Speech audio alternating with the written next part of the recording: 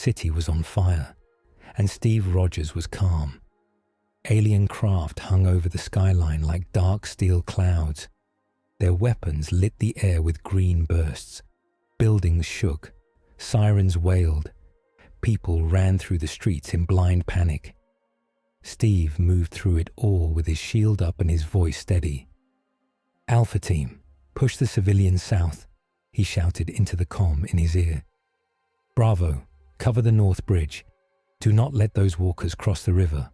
Eyes up, people." A blast hit the road in front of him and blew a crater into the asphalt. Steve didn't slow. He jumped the hole, rolled, and came up in front of a fallen bus where people were trapped inside.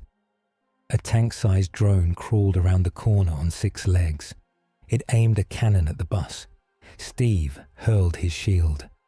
The vibranium disc cut through the cannon barrel, bounced off one leg, hit another drone behind it, then curved back through the dust. Steve caught it on his forearm and stepped between the wreck and the bus doors. He could hear cries inside. "We're getting you out," he called. "Stay low." A bright column of energy slammed down from the sky and erased a whole alien walker to his left. Somewhere above, one of his friends handled the heavy artillery. Steve didn't look up. He trusted them. They trusted him to hold the ground. "Cap, we've got a strange spike in the main ship," came a voice over comms. "Some kind of dimensional surge." "Explain," Steve said, already moving, already waving a group of kids toward a subway entrance. "Can't," the tech voice said. "It looks like..." The world flashed white. For 1 second, Steve felt weightless. His shield pulled at his arm as if it weighed 1,000 pounds. The sky twisted, folding in on itself above the central ship. Lines of red and blue light crossed, snapped, and formed a jagged tear, like glass breaking in the air. The crack in the sky opened right where his shield's last throw had cut through an alien cannon. Energy wrapped around the vibranium like it recognized it. "Everyone fall back," Steve shouted. "Now! Pull back from the main..." The tear widened and dropped. It fell on him. Steve's stomach lurched. The street vanished. Heat rushed past his face. His ears popped, then rang. For a dizzy moment, there was nothing but white and the feel of wind tearing at his uniform. He grabbed his shield with both hands and pulled it to his chest. If he landed, he wanted it between his body and the ground. Then there was ground. Stone hit his boots. Metal slammed into his back. A huge grinding sound roared around him. Steve's eyes snapped open. He was sitting on a giant metal globe. It spun under him, tilting away from the roof it used to sit on. Bolts sheared off. Steel groaned. The letters Daily Planet flashed past his eyes as the famous sign tore free and fell into open air. What? The globe dropped off the edge of a tall building and started to fall toward a crowded street far below. Steve didn't have time to ask where he was. He wrapped one arm around the metal struts of the globe and shoved his shield outward, angling it between the falling sign and the street.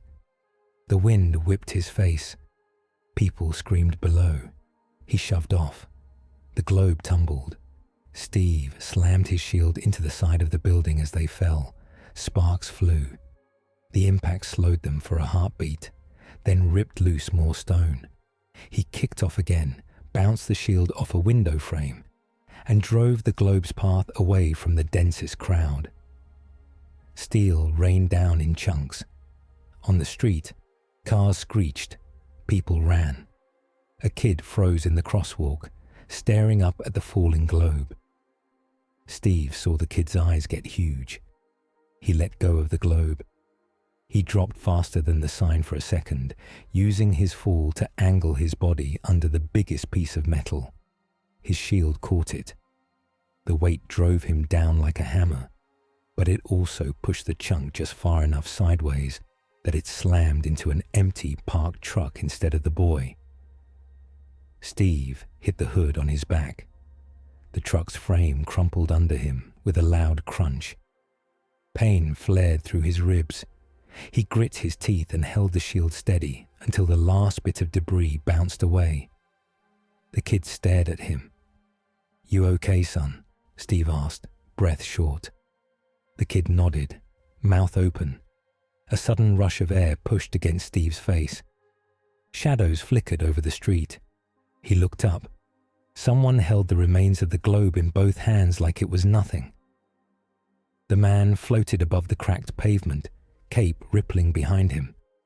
Blue suit, red boots, a bright S on his chest. His eyes glowed faintly as he checked the falling debris and gently set the globe down in an empty lane. Steve felt the power in every small movement. This man wasn't just strong. He was on another level. The stranger turned in the air and hovered down near Steve and the boy. "You did good," he said, voice calm but firm. "Both of you."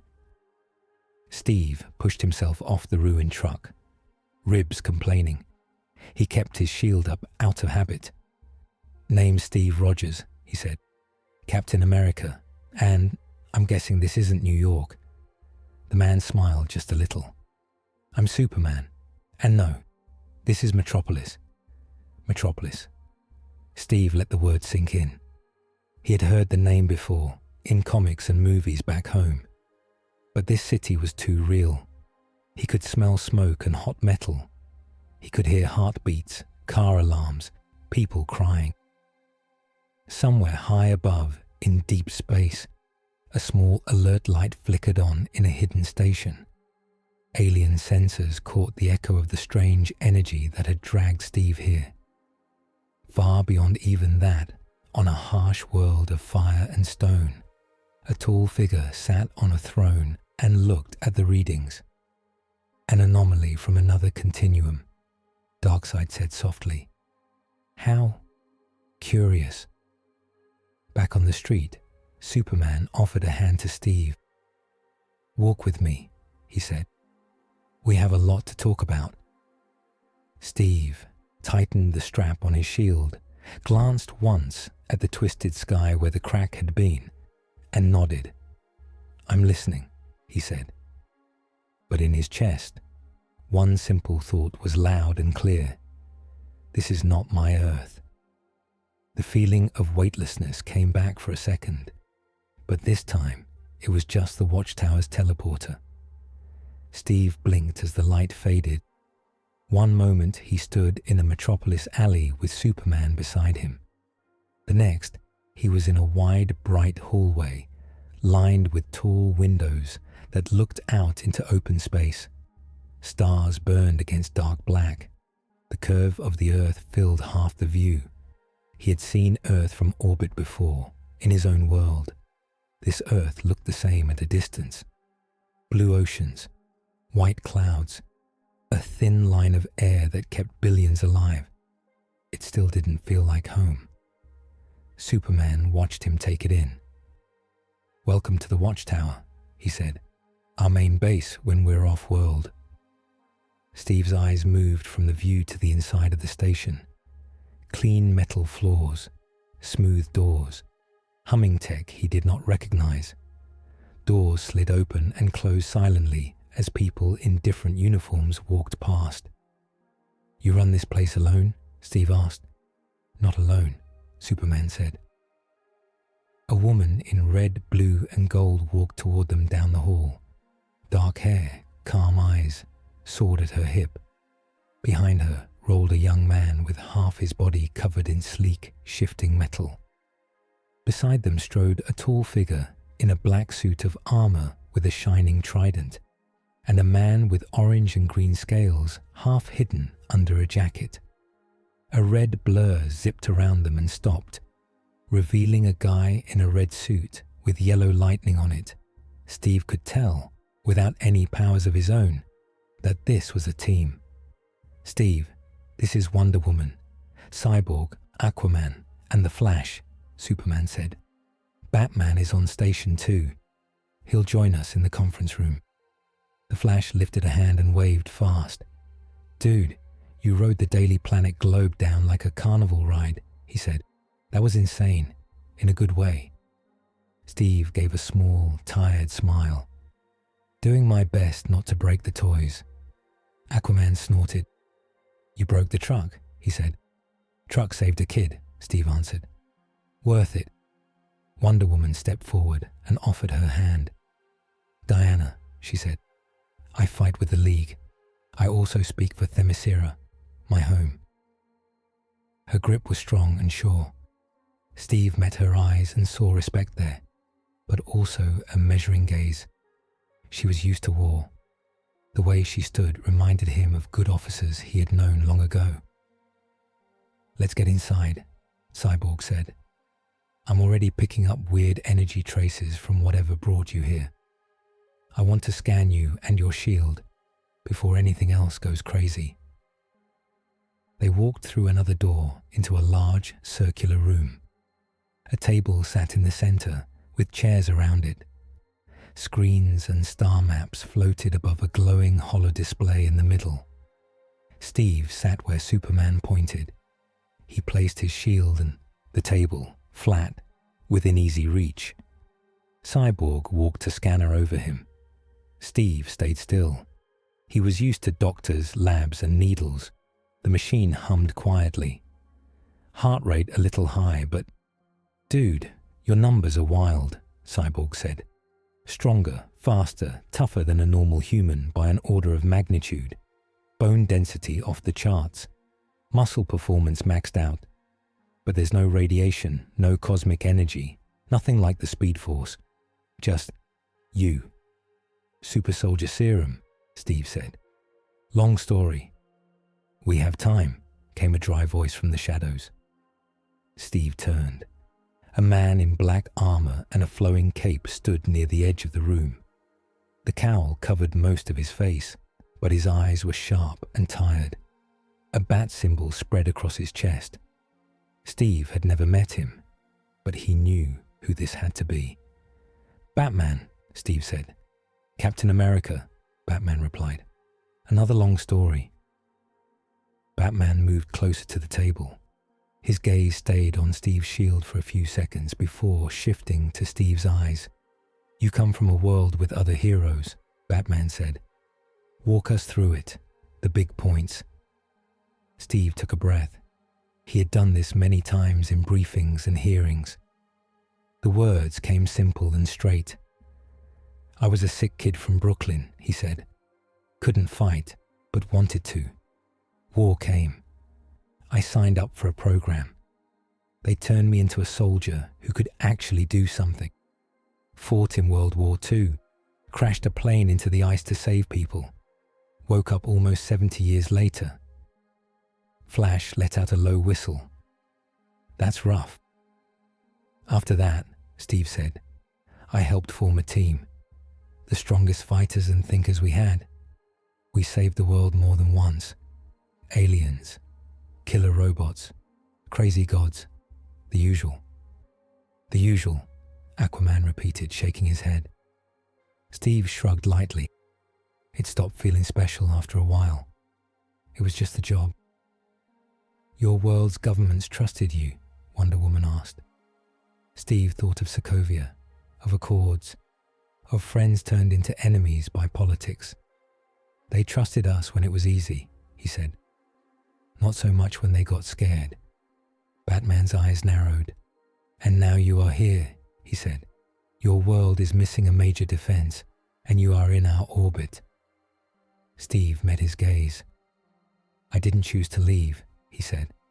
I was in the middle of a fight. Some kind of device or energy field grabbed me.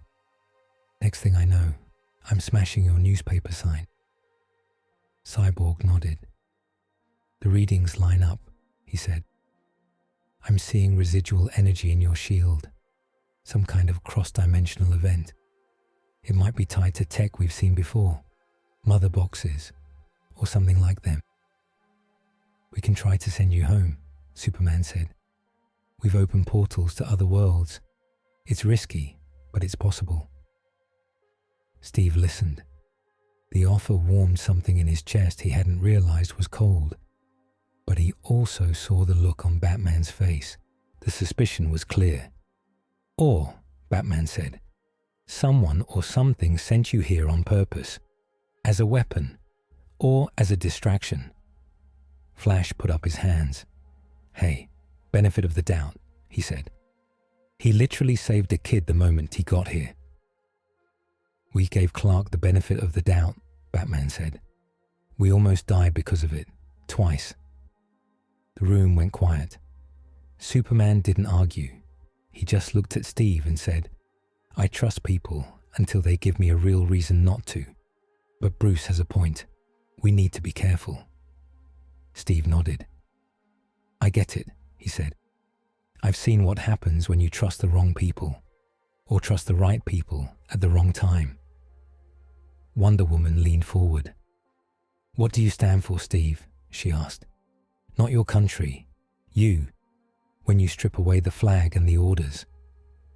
Steve thought of empty battlefields, of quiet graves with no names, of kids who never saw their parents come home.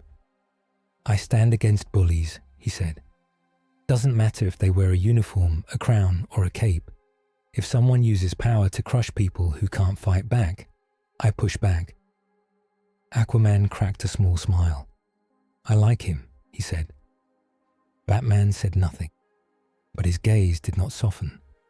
Far away, in a tall glass building in Metropolis, a bald man in a white shirt and green tie watched the footage from the Daily Planet street on a large screen.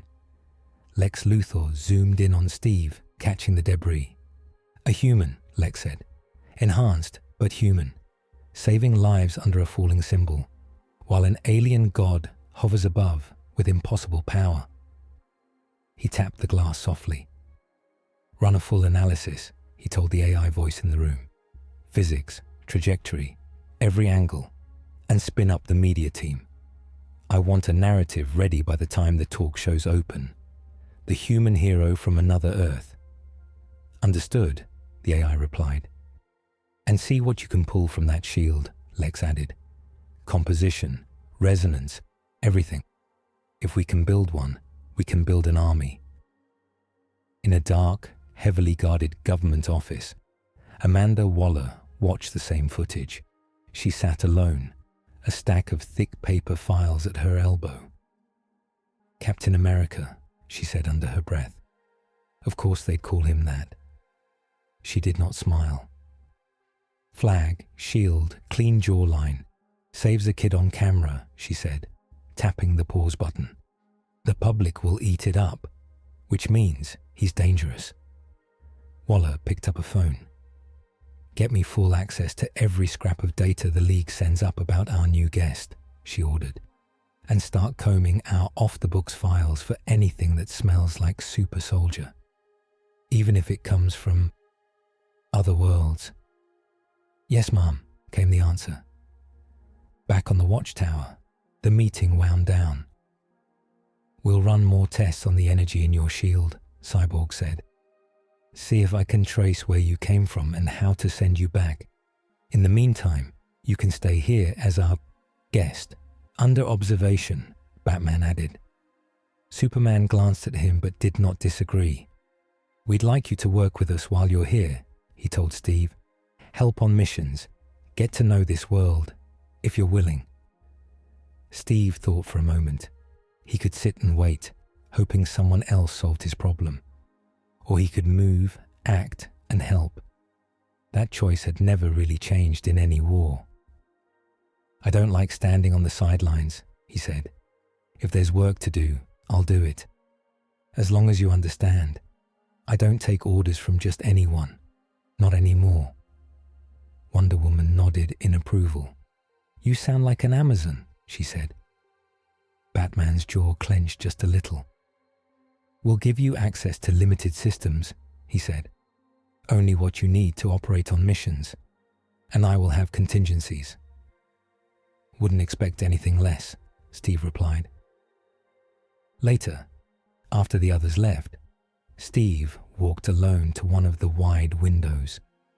Earth turned slowly below him. Lights flickered on the night side. Storms crawled across the water. He pressed his palm lightly to the glass.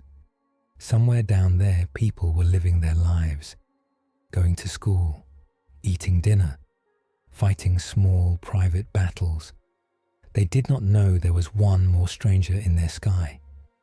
"Do you miss it?" a voice asked behind him. Steve turned. Wonder Woman stood a few steps back, arms folded. "My world?" Steve asked. "Every second. And yet you agreed to fight for this one," she said. Steve looked back at the planet. "This one's in danger," he said. "I know how to deal with danger. That much doesn't change." She stepped up beside him. "War feels the same in any language," she said. "I have seen it for a long time. I sometimes wonder if I will ever live in a world that does not need me to fight." "Would you know what to do with yourself if that day came?" Steve asked. Diana thought, then chuckled once. "I suppose I would find out," she said. Steve smiled faintly.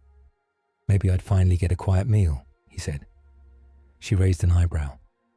"The men of your world do not eat quietly?" "Something always comes up," Steve said. He didn't know that this small joke would become a pattern in this universe too. Behind them, in the dim light of a side corridor, Batman watched the two figures by the window. He spoke softly into a hidden comm. "Begin compiling a full psychological profile on Steve Rogers," he said. "List every known ally and enemy from his world and run simulations of what happens if similar figures cross over. Create non-lethal containment plans and combat plans." He paused. "Label the file Contingency, Captain." Far beyond the moon, on Apocalypse, Darkseid watched data streams from the battle in Metropolis. He saw Steve stand in front of the falling globe. He saw the way people on the street looked at him. He saw the way Superman and Wonder Woman stood near him in the watchtower. "This man from another Earth changes the pattern," Darkseid said. "He is only human, yet the world moves around him." A hulking figure knelt at the base of the throne. "You wish me to crush him, Father?" Kalibak asked, gripping his great weapon. Darkseid's red eyes glowed faintly. "No," he said. "Not yet. You will go to this Earth. You will strike. You will measure. We will see how far this captain can be pushed before he breaks." "As you command," Kalibak said, grinning. Back on the watchtower, Steve stood at the window until the curve of the planet turned, and he could no longer see the continent below that looked most like home. He sighed, rolled his shoulders, and turned away. If he was stuck here, even for a while, he might as well make himself useful. He did not know that the next time he tried to sit down and eat, the sky would open again. Metropolis felt different when you walked it instead of falling onto it. Steve stepped out of the watchtower's teleporter pad and into a quiet alley behind a row of shops.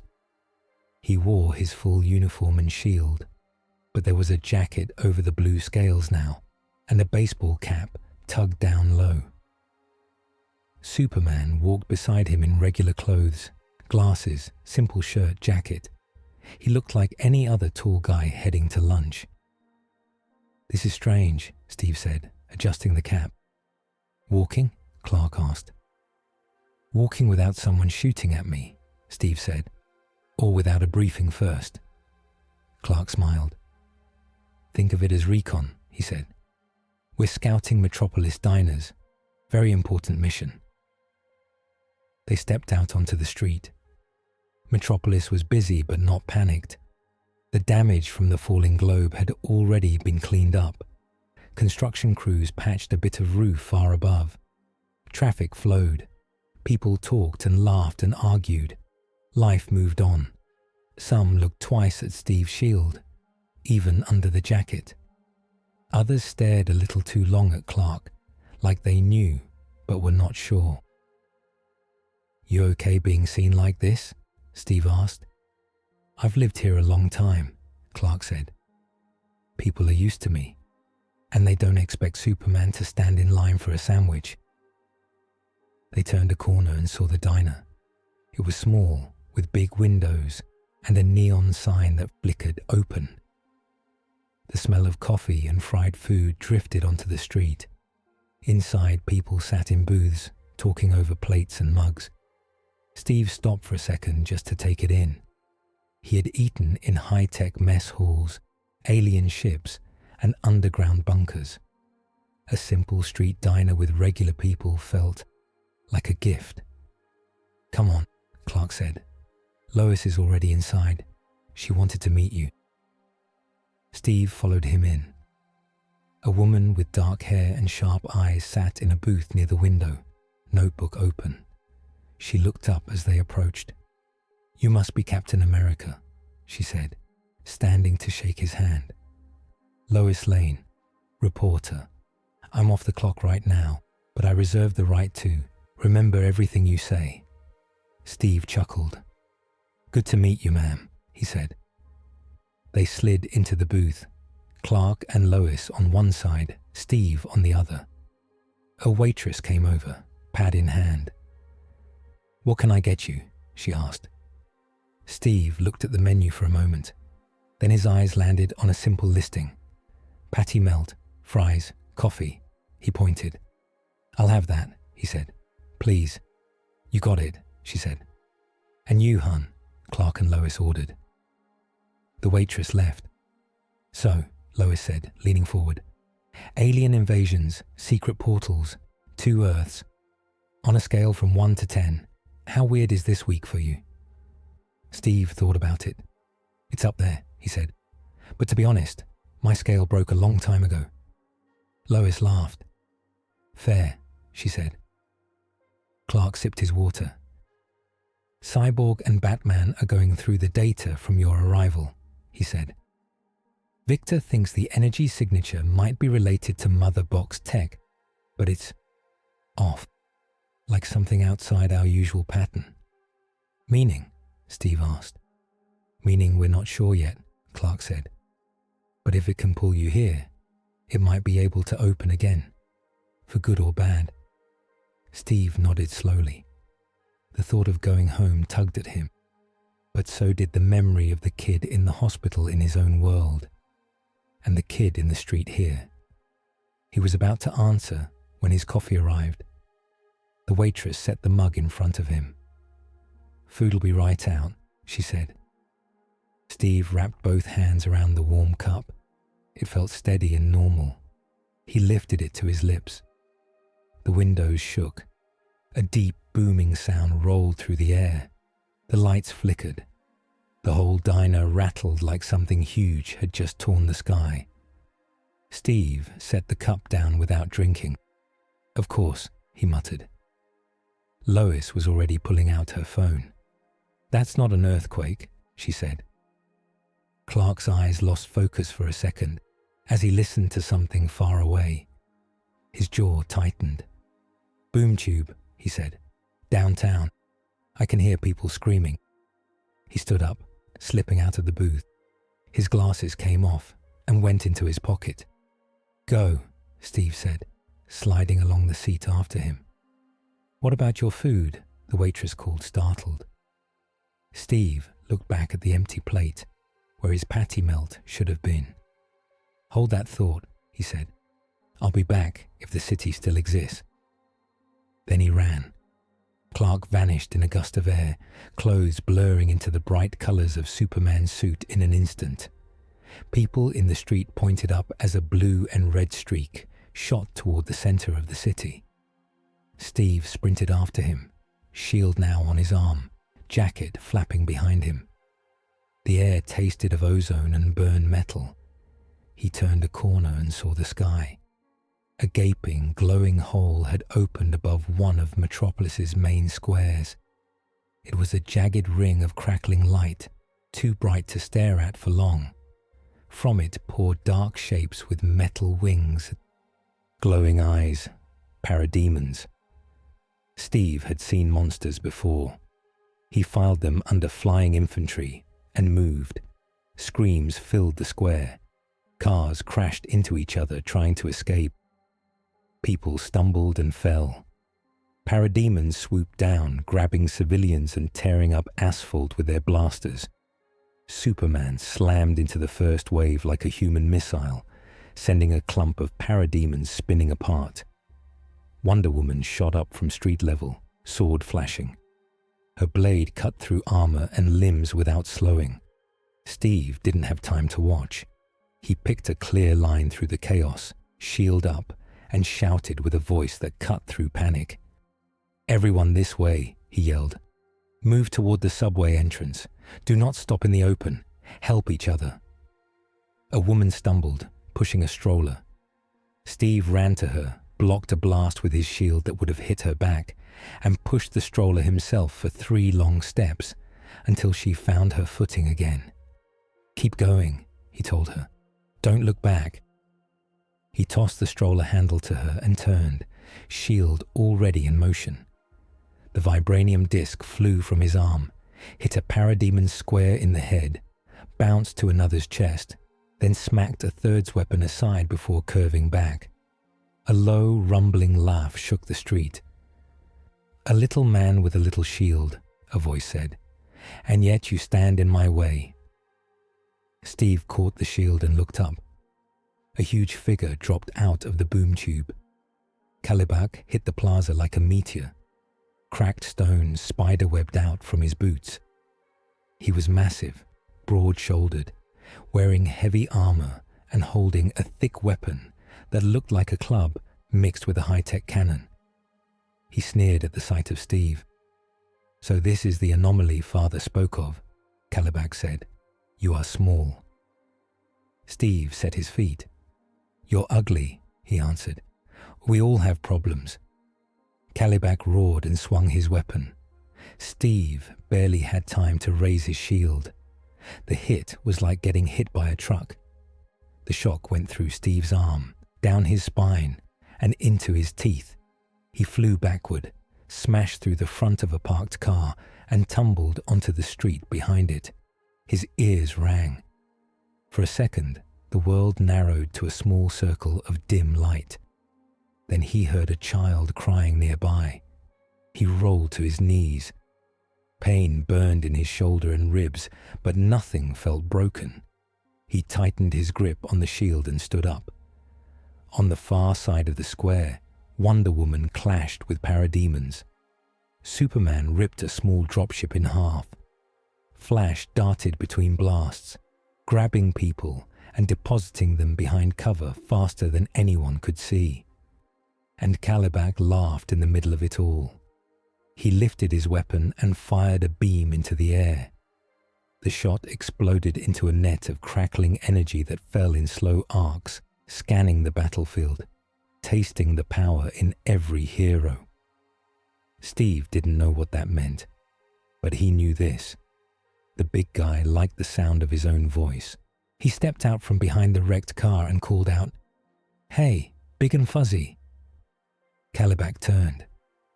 Steve pointed the edge of his shield at him. "Come on," he said. "You started with me. Let's finish it." Kalibak grinned, showing sharp teeth. "You think you can stand against the son of Darkseid Human?" Steve didn't answer. He just ran. Kalibak swung again. This time, Steve didn't try to block head-on. He slid under the arc of the club, sparks flying inches above his back, and slammed the top edge of his shield into Kalibak's knee. The hit did not break bone.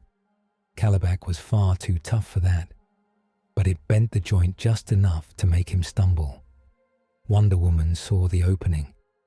She shot across the square, armor shining, and drove her shoulder into Kalibak's chest.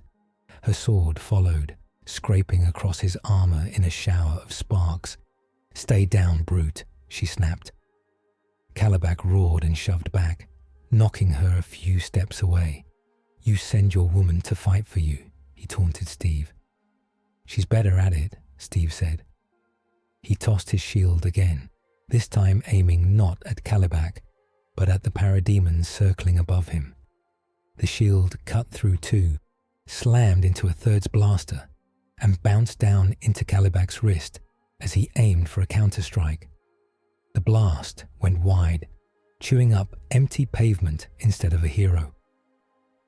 Up in the sky, Superman watched all this while smashing parademons out of the air.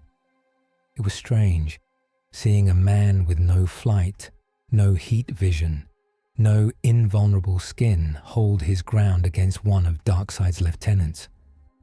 "Bruce," Superman said into his comm as he punched another demon aside. "You getting this?" "I am," Batman's voice answered from the watchtower.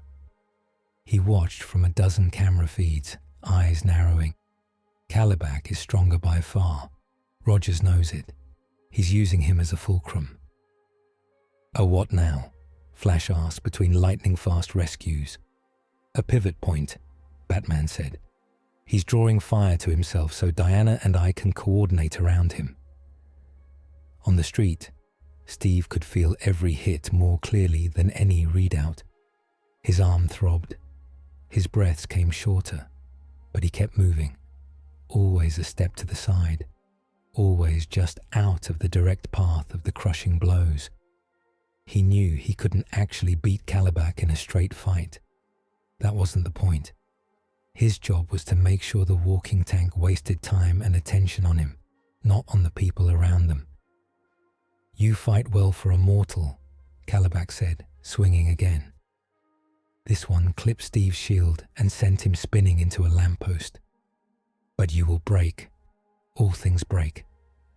"Not today," Steve said through clenched teeth. He saw a mother and child trapped under a fallen sign a few yards away. A parademon flew toward them. Steve had a choice. Keep his guard up against the giant in front of him, or turn his back. He didn't think about it for long. He threw his shield at the parademon. It smashed, the creature into a wall. The sign still pinned the pair, but they were alive. Kalibak's next hit caught Steve full in the side. Pain exploded in his ribs. Steve flew across the square and hit the steps of a building so hard the stone cracked. For a moment, he lay still. "Steve!" Superman shouted. He started toward him, but a fresh wave of parademons swarmed in from the boom tube, forcing him to turn and intercept. Batman's voice cut into the comm. "He's still moving," he said. "His vitals are high but stable." Down on the steps, Steve pushed himself up again. 1, 2, 3 breaths. He spat a little blood on the ground. "You hit like a truck," he said hoarsely. Kalibak stomped toward him, laughing. "You rise again and again," he said. "You are a stubborn little insect." He lifted his weapon, and the head began to glow, building up a blast. Steve steadied his feet. He knew he couldn't block that head on, but maybe he didn't have to.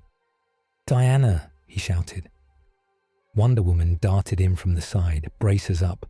The blast from Kalibak's weapon hit the magical metal and shattered into a bright spray. She grunted, boots sliding back, but held. "Now!" she called. From above, Superman flashed down, hitting Kalibak from the other side like a falling meteor. The combined force knocked Kalibak back, carving 2 long trenches in the plaza. The air crackled again. Kalibak grinned through the dust. "That is enough for now," he said. He slammed the head of his weapon into the ground. The glowing net he had fired earlier flashed brighter, gathering into a ball of energy around him. It pulsed once, sending a wave through the area. Cyborg, watching from the watchtower, stared at the readings. "He's scanning us," he said. "Not just power levels, patterns, fighting styles. He's recording everything." Batman's fingers flew over controls. "Can you stop it?" he asked. "Already trying," Cyborg said, sending spikes of code into the wave. "I can fuzz some of the data, but he's still getting plenty."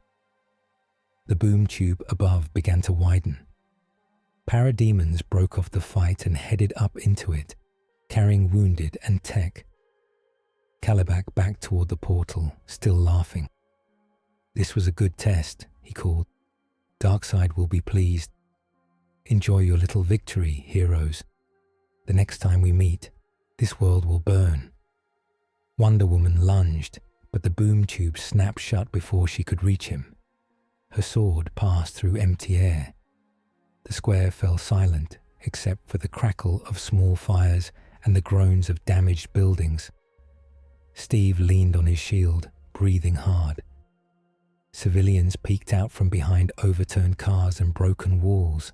Phones came up. Cameras pointed. They had seen Superman fly. They had seen Wonder Woman cut through monsters. They had seen Flash move in blurs. And they had seen a man in a flag-colored suit, with no flight or heat vision, stand up again and again against a god's sun. Later, news shows would replay that footage over and over. For now, Steve just winced as he straightened up. "You okay?" Superman asked, landing beside him. "I'll live," Steve said. "Not sure about my ribs." "You did more than live," Wonder Woman said. "You fought like a warrior born." Steve shrugged, though the motion hurt. "I did my job," he said. Flash skidded to a stop nearby, setting down the last rescued civilian. "I got everyone out of the blast range," he said. "Also, dude, remind me never to take one of those hits. That looked painful." "It was not fun," Steve said. Cyborg appeared in a flicker of blue light, teleporting down. "I traced part of the energy from that blast," he said. "It is definitely tied to Apocalypse and Darkseid, and now they have a lot of data on all of us." "Let them look," Wonder Woman said. "They will not find fear." Batman's voice came through the comm. "Fear is not the problem," he said. "Information is. They will use it." Steve bent down and picked up a small piece of cracked stone, then let it fall again. "They know what we can do," he said. "But now we know they're coming. That matters." Later, after the wounded were taken to hospitals and the fires were put out, Steve walked back to the diner with Clark. The neon sign still flickered, but one of the front windows was cracked now. People inside cleaned up broken glass. The waitress from before swept near the door. She looked up as Steve approached, shield on his back again. "Oh," she said. "You came back." "Promised I would," Steve said. "Sorry about the mess." She glanced past him at the distant rising smoke. "You saved my little brother," she said quietly. "He was in the square. So, I think we're even." She wiped her hands on her apron. "You still want that patty melt?" Steve smiled, tired but sincere. "I've got a feeling I'll get called away again if I say yes," he said. "But I'll take your coffee, to go." She poured it for him. He paid, slipped a few extra bills onto the counter, and stepped back out into the street with Clark. Above them, on a rooftop, a small drone the size of a pigeon hovered, lenses whirring. In a tower across the city, Lex Luthor watched the live feed. "Fascinating," he said as the drone zoomed in on Steve's shield. "Send this to R&D, every frame, every vibration." He sipped his drink and smiled. "Welcome to our world, Captain," he said. "Let's see what you can really do." The first thing Steve noticed was the noise. Not the sound of battle, something stranger. It was the sound of people talking about him. Screens glowed all over the Watchtower's main lounge. Victor had set them up so they could monitor news and alerts. Today, almost every channel had the same topic. The new hero from another Earth, calling himself Captain America, fought beside the Justice League in Metropolis. Steve sat on a simple metal bench, ice pack pressed against his ribs. His uniform was clean again, but he felt the hits from Calibac in every breath. On one screen, a talk show host replayed the moment Steve stood up again after being smashed into the building steps. "Look at this," the host said, circling Steve with a glowing marker. No flight, no laser vision, just a shield and a body that should not be taking that kind of punishment. But he keeps getting up. Is this the kind of hero we should trust? Or is he part of a bigger unknown threat? Another channel showed a crowd outside the Daily Planet. People held homemade signs, some with simple shields drawn on cardboard, some with "Welcome Captain" written in marker. A smaller group held signs that said things like "No more aliens" and "Earth for humans." Steve watched in silence. He felt Superman come up beside him before Clark spoke. There was a warmth to his presence, a steady weight. "Turn it off if you need to," Clark said gently. Steve shook his head. "I've seen worse," he said, "but I like to know how the wind is blowing." On another channel, Lex Luthor stood at a podium. Microphones clustered in front of him. "I want to be clear," Lex said, smooth and serious. "Superman and the Justice League have saved us many times. But every new unregulated power that appears in our sky is another unknown. Today, we saw a different kind of hero, a human being, a soldier who knows the value of chains of command and accountability." He smiled in a practiced way. "We should ask ourselves," Lex said, "what kind of heroes we want leading our defense. Aliens with godlike power, answerable to no one, or humans who understand what it means to bleed for this world." Steve's jaw tightened. "He doesn't know me," Steve said quietly. "He doesn't care," Clark replied. "He cares about the story." Steve looked at him. "You believe in the press," he said. "Doesn't this bother you more than me?" Clark sighed. "I believe in people trying to tell the truth," he said. "Lex is telling a story to get power, not to help anyone. I'm used to it." Steve watched Lex put a hand over his heart on the screen. The caption read, "Lex Luthor, in defense of humanity." "He's good," Steve said. "Too good." "He's dangerous," Clark agreed. A quiet chime sounded in Steve's borrowed room a little later. He opened the door. Batman stood there, cowl on, cape hanging still. No pretense of secret identity now. "Suit up," Batman said. "We're going down." "Another attack?" Steve asked, already reaching for his uniform. "No," Batman said. "A meeting." They took a small League transport down to a secure landing pad. The sky was clear. The city below was not Metropolis. It was some unnamed government complex, all concrete walls and fences and cameras. "Who are we seeing?" Steve asked. "Amanda Waller," Batman said. "Head of a US covert agency, runs multiple Black Ops teams, some of them involuntary." Steve glanced at him. "You don't like her?" "I don't trust her," Batman said. "There's a difference." They entered a windowless building. Metal detectors beeped as they walked through, but no one tried to stop them. At the end of a long hall, a door opened into a simple bare room with a table and 3 chairs. Amanda Waller sat already in one of them. Dark suit, neat. Expression unreadable. "Captain Rogers," she said. "Sit down." Steve took the chair opposite her. Batman stood, choosing not to sit at all. "Mom," Steve said, "you've done your homework, I guess." "We saw you on every screen in the world," Waller said. "I don't need homework to know you're important, but I do have some files." She slid a folder across the table. Steve glanced at it. There were printed photos from Metropolis, close shots of him fighting, grainy frames of him catching the falling debris. "We keep records on any asset or threat that might affect global security," Waller said. "Right now, you might be either, or both." Steve kept his voice calm. "You called this a meeting, not an interrogation," This is both, Waller said. I'll be clear. I don't care where you came from. I care that you can hold off a god's son long enough for my cities to survive.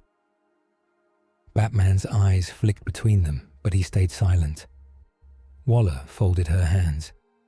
The League is useful, she said, but they are big-picture thinkers. They like ideals. They don't always like dirty work. I run teams who do the things they won't, the things that keep nations standing. Task Force X, Batman said. His tone was flat. Waller did not look at him. I think you understand what it means to follow orders, she told Steve. To do hard things so others can sleep at night. Steve thought of black sites, secret missions, risks taken because someone in a suit said this is necessary. He also thought of the times those people were wrong. I understand the weight of orders, he said. I also know they can be used to hide bad choices. Waller's mouth twitched, almost a smile. You refused bad orders once, she said. In your own world. Stood against your own government. We have records. Steve's fingers curled around the edge of the table. Then you know I'm not just a weapon you can point, he said. If you have something to ask it straight. Waller nodded. Fine, she said. Work with me, officially. Help me reshape our global response programs. Train special units. Lead certain missions that the League will not touch. Batman shifted. You want to own him, he said. I want to use him, Waller corrected. The way we use any tool that works. Steve met her eyes. There was no warmth, only calculation and a cold kind of honesty. You offer what? He asked. Structure, Waller said. Clear goals. Support. You say you hate bullies. Help me take down the worst of them before they can hurt people. You won't have to sit up in space waiting for alarms. You'll be on the ground making real changes. And the cost? Steve asked. You answer to me, Waller said. You follow rules I set. Some of those rules will make you angry. Some missions will cross lines you don't like. But you'll save more lives in the long run. Steve thought about it. In some ways, Waller's offer sounded familiar. Command, chain of responsibility, concrete action. It was also a cage. I appreciate the straight talk, he said at last. But I've been a tool before. I don't wear that collar again. Waller's eyes hardened. This isn't about your pride, Rogers, she said. This is about survival. It's about choice, Steve said. I'll work with you when it makes sense. I won't sign away my judgment. Waller sat back. Then you're a free agent, she said. Free agents become problems. Batman stepped forward finally. Threatening him is not smart, he said. I don't threaten, Waller answered. I plan. She looked back at Steve. Consider my offer open, Captain, she said. When the League lets you down, and they will, you'll remember that I at least told you the truth. They left the building in heavy silence. Outside, under a grey sky, Batman finally spoke. She's dangerous, he said. She will not stop just because you said no. I got that impression, Steve said. They walked toward the waiting transport. You've dealt with people like her, Batman said. More than once, Steve said. Some were on my side, some weren't, sometimes both. Batman looked at him. Lex will come too, he said. With money and media and charm. They both want the same thing. Control. The difference is how honest they are about it. Waller is honest, Steve said. Lex is softer on the edges. He's poison wrapped in charity, Batman said. Don't drink. Steve gave a short nod. You're warning me a lot, he said. Why? You still don't trust me. I don't trust anyone, Batman said. Not fully, not even myself. He paused, then added, but I know a soldier who hates bullies when I see one. I respect that. I don't want to see it twisted. Later that night, Steve found Superman on a rooftop in Metropolis. Clark sat on the edge, cape stirring in the wind, eyes watching the city lights. Steve joined him, sitting with his back against a chimney, shield resting beside him. "Waller made her pitch," Steve said. Clark gave a small nod. "I guess she would," he said. "I'm sorry." "You didn't send her," Steve said. "She moves on her own." They were quiet for a few seconds. "You know she has saved lives," Clark said. "Her methods, I don't agree with them. But sometimes only she is watching the places no one else sees." "I don't doubt that," Steve said. "I doubt where she draws her lines, if she draws them at all." "Lex will come next," Clark said. "He'll talk about hope and human strength. He'll sound like he believes in you more than he believes in me." Steve snorted. "He already started," he said. "Saw his speech." "People will eat it up," Clark said.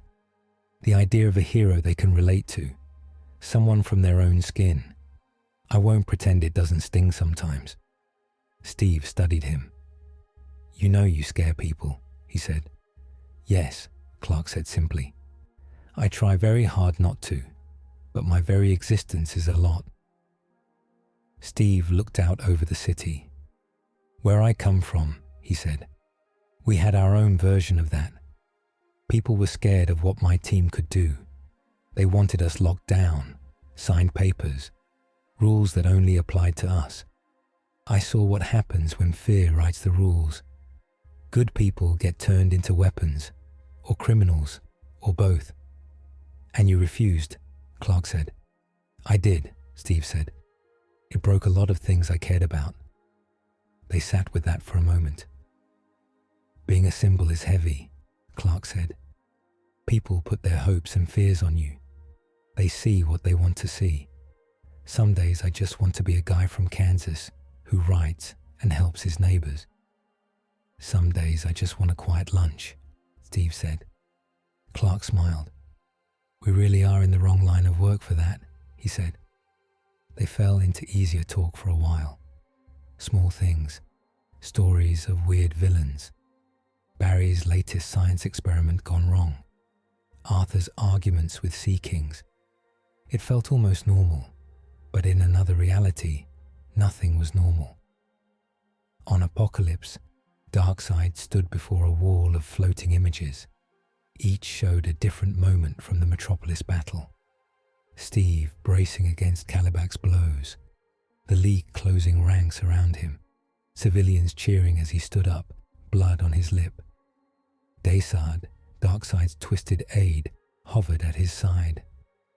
"Kalibak failed to kill them," Desard said. "Shall I prepare the punishments?" Darkseid's eyes glowed faintly. "Kalibak did not go to kill," he said. "He went to test. He brought back what I needed." He lifted a hand. New images appeared, not of the fight, but of faces. Children in hospitals holding toy shields, crowds in the streets chanting, news anchors saying Captain America with wonder and worry. "This man is a story," Darkseid said. "He is not the strongest. He is not the fastest. Yet he turns the world's eyes when he moves." He closed his hand. The images vanished. "Brute force will not break him," Darkseid said. "It will only polish his legend. We must rot him from within." Desard bowed. "Shall we seed anti-life in his mind?" he asked. "Twist his love of freedom into despair?" "In time," Darkseid said. "First, we must feed his doubt. Show him that his choices do not matter, that war is endless, that every side he picks becomes corrupt. When he begs for order, then we offer him true control." He turned away. "Begin seeding small devices on his world," Darkseid said. "Motherbox fragments, cryptotech. Let their governments and villains fight over them. When he sees their greed and fear, he will begin to break." Desard smiled. "As you command," he said. On Earth, the first of those fragments was already in motion. A week later, Steve walked down a hospital hallway, shield strapped to his back, uniform under a light jacket. Nurses and doctors glanced up as he passed. Some smiled, some looked wary. He nodded to each of them. Outside one room, he paused. A little boy sat in a bed propped up by pillows, arm in a cast, cartoons playing on a small screen. A toy plastic shield lay on his lap, cheap paint already flaking. Steve knocked lightly on the door frame. "Hey," he said, "mind if I come in?" The boy's eyes went wide. You're him," he said. "You're the captain guy." "Steve works," Steve said, stepping inside. "Heard you had a rough day when the bad guys came." The boy nodded. "A piece of the street hit our car," he said. "Mum says I was lucky. You saved us. She showed me the video." Steve pulled a chair over and sat, careful to move slowly, so he did not look huge and scary. "I didn't do it alone," he said. "Whole team was there. Superman, Wonder Woman, Flash." The boy grinned. "Yeah, but you don't fly," he said. "You were like me, just stronger." Steve smiled. "I had help to get this strong," he said. "But I'm still human. Same bones as you, probably more scars." The boy traced a finger over his toy shield. "Does it feel scary?" he asked. "When everyone's watching you?" "Sometimes," Steve said honestly. "But I'm not thinking about the cameras when things go bad. I'm thinking about people like you, getting you out." The boy looked down at his cast. "Are you going to go home?" he asked. "To your other Earth?" Steve's throat tightened unexpectedly. "That's the plan," he said, "if we can figure out how." The boy looked up.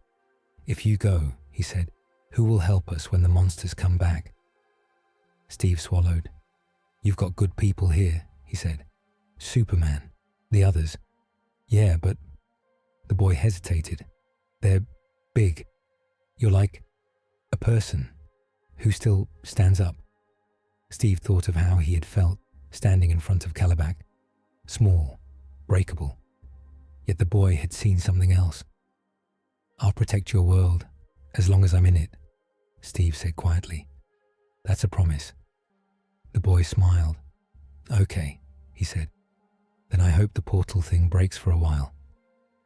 Steve chuckled softly. "We'll see," he said. As he left the room, he noticed a woman leaning against the wall near the nurse's station.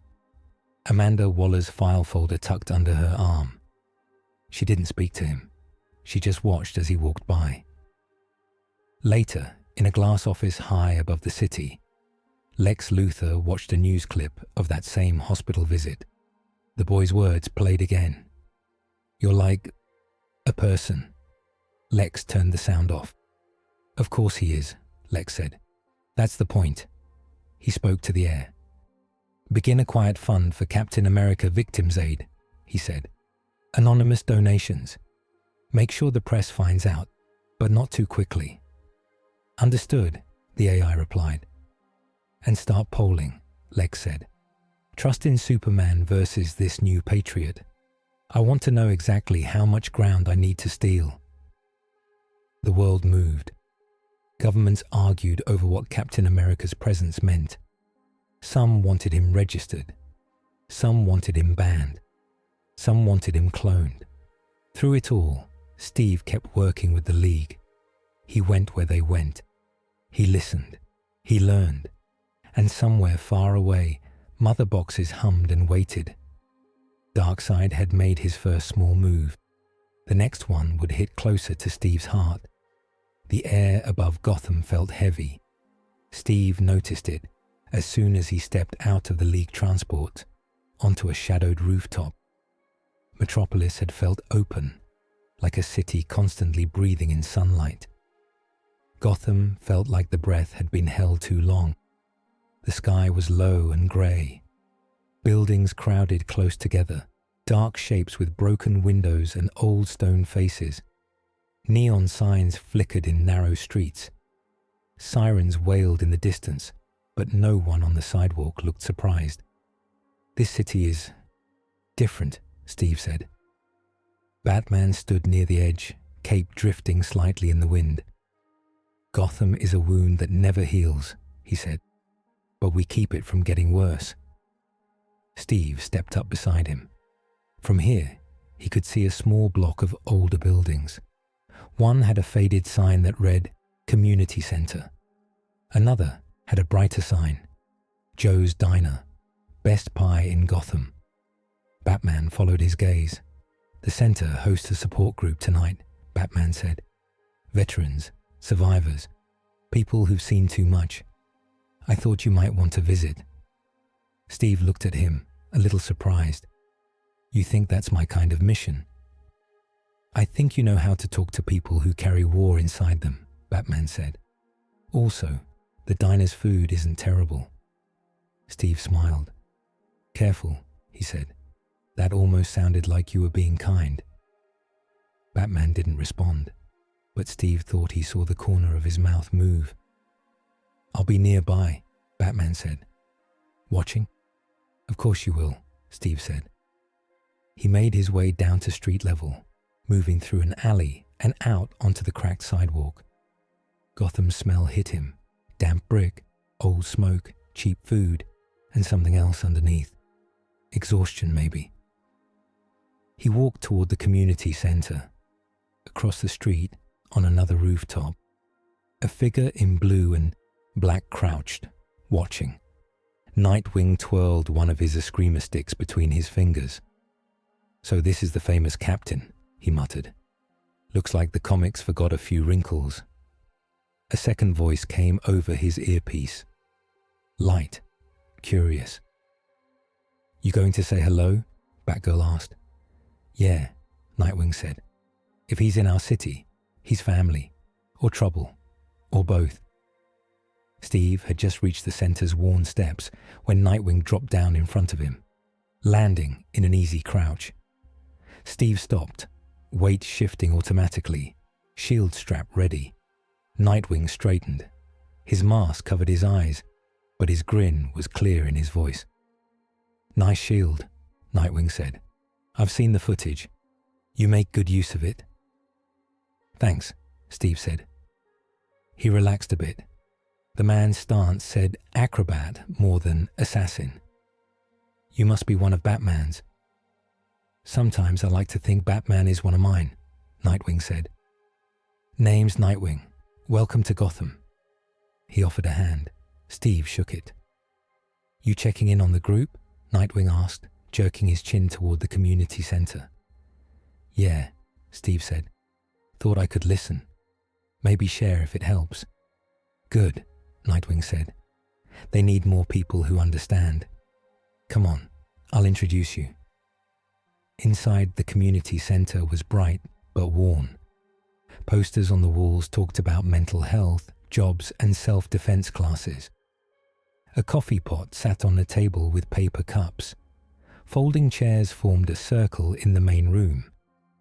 About a dozen people sat already, some older, some not, some with visible scars, some with none. A woman with short hair and a name badge that said Marta stood at the front. Nightwing took his mask off as he entered, revealing a young man's face with tired eyes and an easy smile. He nodded to Marta. "Brought a guest," he said. "Thought he might fit in." Marta looked at Steve's shoulders, the way he stood, the way he scanned the room. She nodded once. "Welcome," she said. "We don't use last names here if people don't want to. You can share as much or as little as you like." Steve took an empty chair. Nightwing sat 2 seats away, slipping his mask into a pocket. The meeting began. People spoke in turn. A man who had been a paramedic talked about being first on the scene during a Joker attack. A young woman described hiding in a basement while gangs fought in the street above for hours. An older woman spoke calmly about losing her son in a metahuman fight gone wrong. Steve listened. When it was his turn, Marta looked at him gently. "Would you like to share something?" she asked. He thought for a moment. "My name's Steve," he said. "I'm a soldier from another place." A few people chuckled softly at that. Gotham was used to strange things. "I've fought in big wars," Steve said. "The kind with uniforms and flags, and smaller ones. The kind that never make the news. I've lost friends in both." He looked around the circle. "I've seen good people break under the weight. I've almost done it myself." "What keeps you going?" asked the paramedic. Steve considered. "Simple things," he said. "A person who needs help right in front of me. A friend who won't let me quit. A joke in the worst moment. A hot meal after a cold night." He smiled a little. "I haven't had many of those lately," he added. The group laughed quietly. The sound felt good. They talked for a while. About guilt they couldn't shake. About anger. About days that felt heavy for no clear reason. Steve didn't fix anything with magic words, but he listened. He spoke when it seemed right. He told one short story about a friend who had pulled him out of a bad place, without names or details, just the feeling. When the group broke for the night, Marta came up to him. "You're welcome here any time, Steve," she said. "You don't have to wear the suit to be useful." He nodded. "Thank you," he said. He meant it. Outside, the night had grown deeper. Streetlights cast long shadows. The sign for Joe's Diner buzzed softly across the street. Nightwing reappeared at his side, mask back on. "You did good in there," Nightwing said. "Some heroes forget that kind of work matters." "I've seen enough war to know this is where it really lives," Steve said. "Quiet rooms, people trying to breathe." Nightwing tilted his head toward the diner. "You hungry?" he asked. "They really do have the best pie." Steve laughed. "You're the second person today to recommend a diner," he said. "Maybe the universe is trying to tell me something." They crossed the street. Inside, Joe's Diner was small. The floor tiles were cracked in places. The counter was worn from years of elbows, but it was warm. A few regulars sat in booths, talking low. A radio played old music. Steve slid into a booth with Nightwing. Batgirl joined them a minute later, slipping in with a smile and pushing her cowl back. "I heard there was pie," she said. They ordered. Coffee for Steve, hot chocolate for Batgirl, some kind of massive burger for Nightwing. Steve eyed the menu and picked a slice of apple pie with ice cream. "Third time's the charm," he said under his breath. Nightwing raised an eyebrow. "Jinxed yourself," he said. Steve shook his head. "If something attacks this place, I'm going to start taking it personally." Batgirl smirked. "This is Gotham," she said. "Something always attacks." A few blocks away, in a damp basement under a different building, 3 men and 1 woman huddled around a glowing metal cube. The cube hummed softly. Strange symbols flowed over its surface, shifting like liquid. "You sure this thing is safe?" one of the men asked. The woman smirked. "It's alien tech," she said. "We stole it off a truck headed out of the port. People pay crazy money for stuff like this. We sell. We're set for life." The cube pulsed. "Feels weird," another man said, rubbing his arm. "Like my head's buzzing." "Relax," the woman said. "It's just power. We're swimming in it." Above them, unnoticed, cracks spread slowly across the foundation. Back in the diner, Steve's pie arrived. The waitress set the plate down with a smile. "Careful," she said. "It's hot." Steve inhaled the smell. Warm apples, sugar, cinnamon, the cold of the ice cream beside it. "This," he said quietly, "is what I fight for." Nightwing raised his mug. "To pie," he said. Batgirl clinked her cup against his. "To nights without explosions," she added. Steve lifted his fork. The lights flickered. He froze. A deep vibration rolled up through the floor, rattling the salt shakers and making the coffee in his cup ripple. Outside, a dog started barking wildly. Steve's shoulders slumped. "You've got to be kidding me," he said. Nightwing was already moving, mask lights coming on. Batgirl slid out of the booth, cowl snapping back over her head. "Stay low," she called to the other customers. "Away from the windows." Steve stood, grabbing his shield. "Same plan," he told the nearest table. "Move to the kitchen and stay down. We'll handle this." The ground shook harder. A dull roar came from the alley beside the diner. The world seemed to bend for a second, like a heat mirage made of stone and shadow. Steve, Nightwing, and Batgirl pushed through the back door into the narrow alley. What they saw there did not belong in Gotham. The air at the alley's far end had torn open into a twisted oval of red and black. Jagged rocks jutted from its edges, like a chunk of another world trying to force its way through. Heat washed out from it, carrying the smell of ash and something like burned metal. The pavement near the tear had changed. Instead of cracked concrete, a patch of dark, greasy stone spread outward in a rough circle. Flames flickered up from it in low bursts. In the middle of the circle, the stolen cube, the mother box fragment, hovered a few inches off the ground, spinning slowly. Energy arced from it to the torn air and back again. Around it stood the thieves. They did not look human anymore. The glowing energy had wrapped around their arms and chests like armor, fusing into their skin. Their eyes glowed the same sickly light as the cube. Veins of darkness crawled over their faces. One turned toward Steve and hissed. The sound was wrong. It echoed like it came from somewhere far away. "Okay," Nightwing said under his breath. "That's new." Batgirl pulled out a small scanner, eyes flicking over the readings. "This tech is apocalyptian," she said. "Signal matches mother box frequencies. We need to call—" "I'm already here," came Cyborg's voice over comms. "Got your signal. That fragment is punching a small hole straight to Apocalypse. You do not want that getting any bigger." "Suggestions?" Batgirl asked. "Keep the hostiles off it," Cyborg said. "I'll try to interface remotely, but the more it syncs with the other side, the harder this gets." Steve stepped forward, shield up. "We pull them away," he said. "Beat them if we have to, but we don't let them touch that thing." One of the corrupted thieves lunged at him.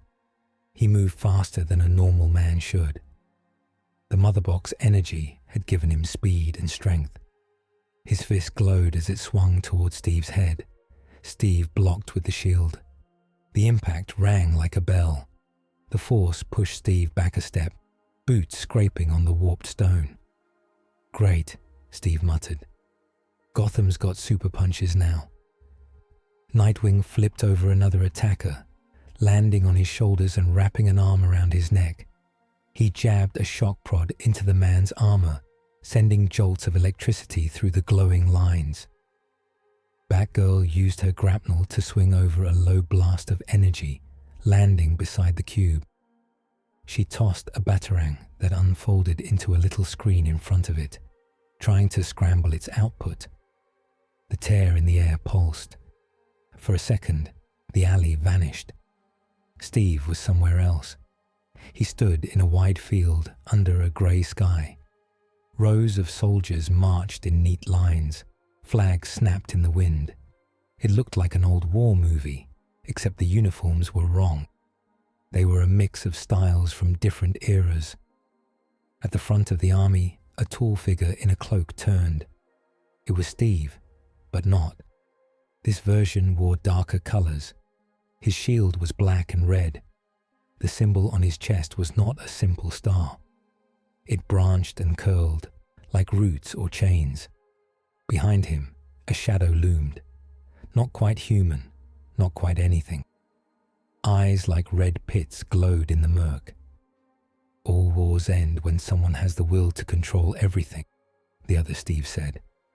His voice was Steve's, but colder. You know that.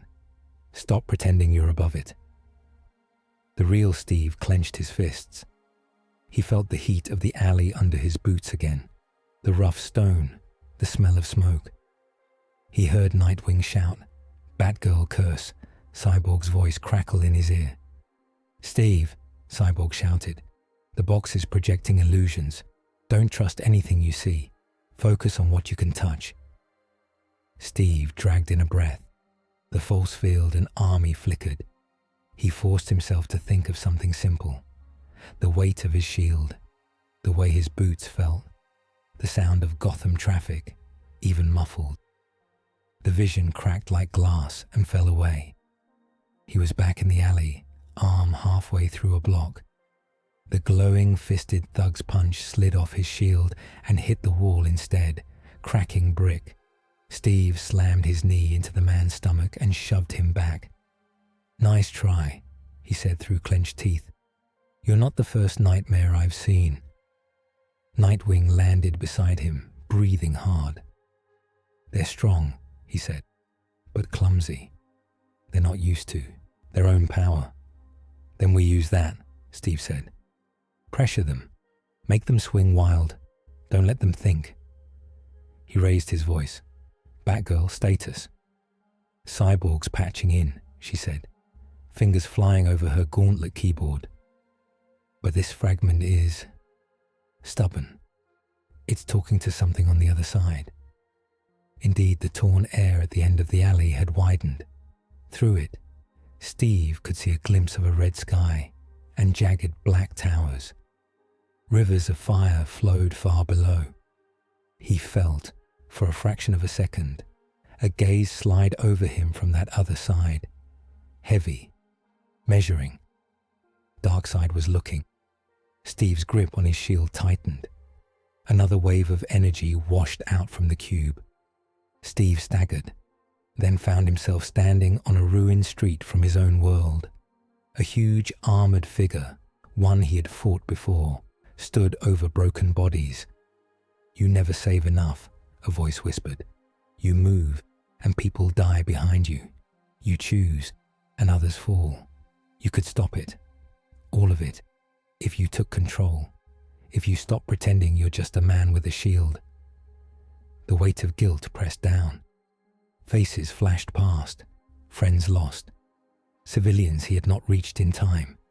Entire cities he had failed to save. Steve closed his eyes. He thought of the support group, of the paramedic who still showed up to help, even after seeing horror, of the older woman who had lost a son and still came every week to keep others from drowning. He thought of the boy in the hospital clutching a plastic shield. He opened his eyes. I am just a man with a shield, Steve said out loud. That's the point. He shoved forward, using his shoulder to knock one of the corrupted thieves away from the cube. The man stumbled into the edge of the warped stone and tripped. Nightwing, Steve shouted. Drive them toward that side. Make them hit each other. The more they throw around that power, the more tired they get. On it, Nightwing said. He flipped over another blast, landed near the center thief, and smacked him upside the head with both sticks. The man swung wildly in response, his glowing fist catching his own partner in the jaw. The second man spun, dazed. Batgirl ducked under their flailing arms and placed a small device at the cube's base. Cyborg now, she yelled. Far above, in the watchtower, Cyborg plunged his hand into a glowing console. I'm in, he gritted. This thing is trying to talk to a full motherbox network on Apocalypse. I can't shut it all down from here, but I can cut this piece off. He unleashed a surge of countercode into the connection.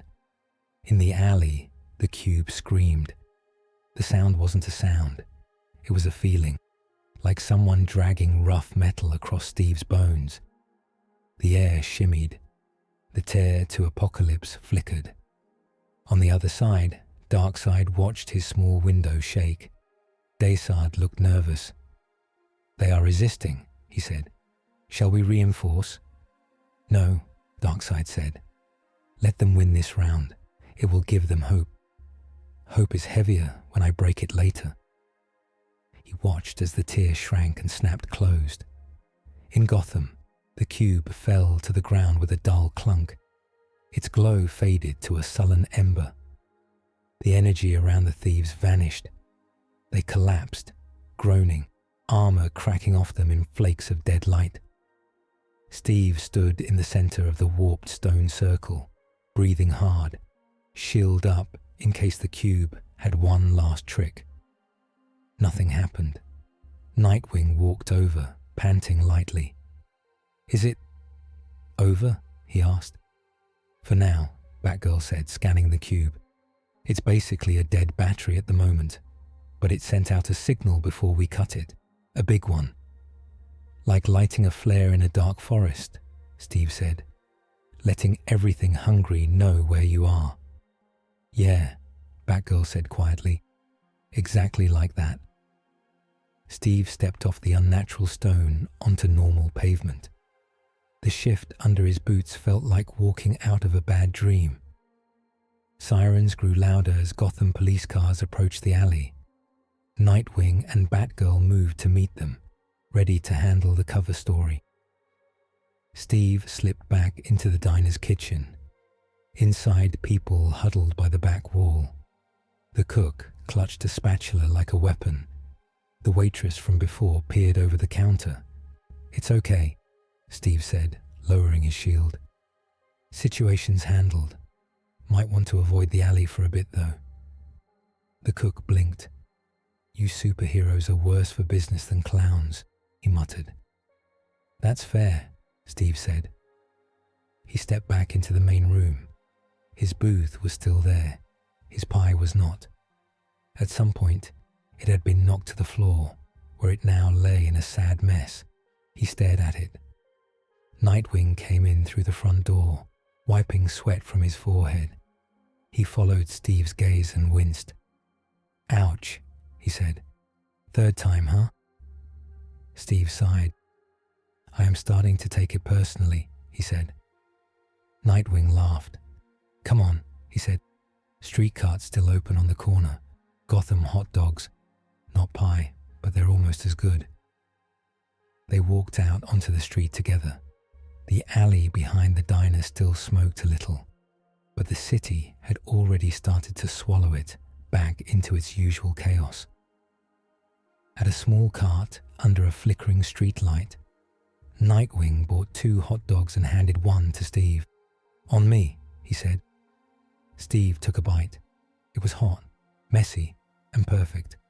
For a few seconds, no alarm sounded. No portals opened. No gods looked down at him.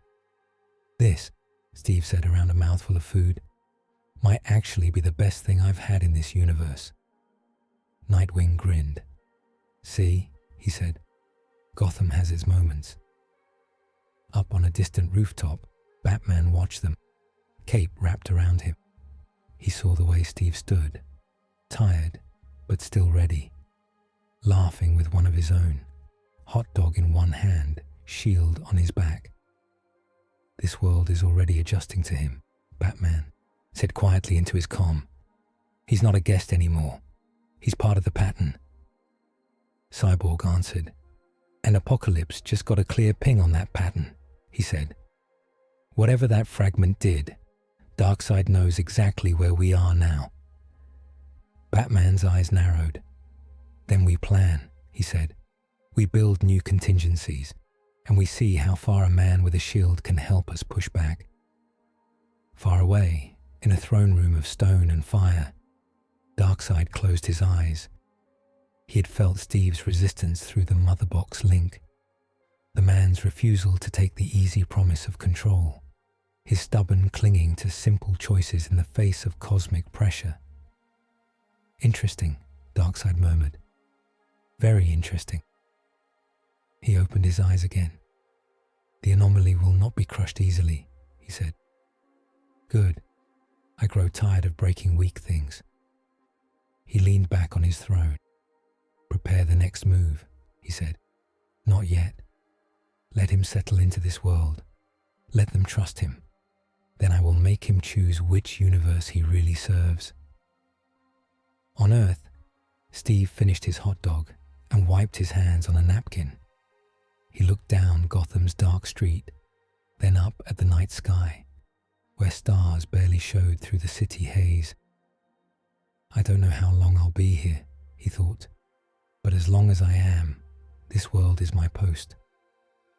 He didn't know that the next offer would not be for food or missions.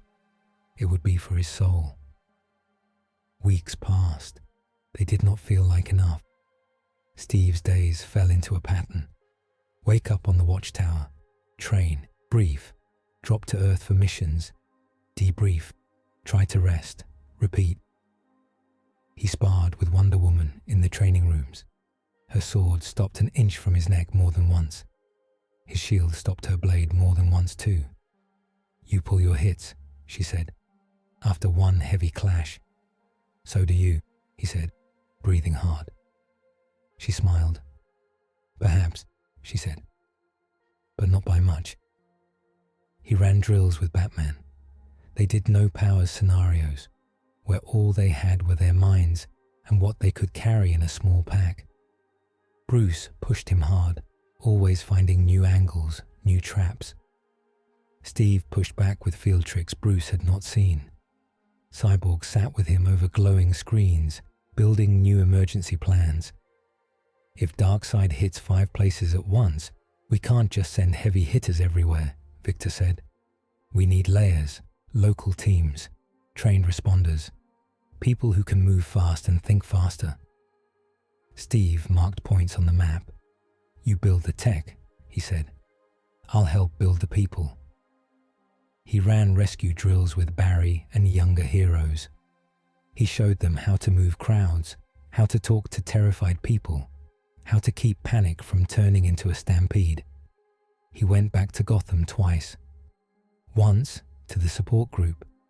Once just to sit at the back of a church for an hour, not praying, just breathing in the quiet.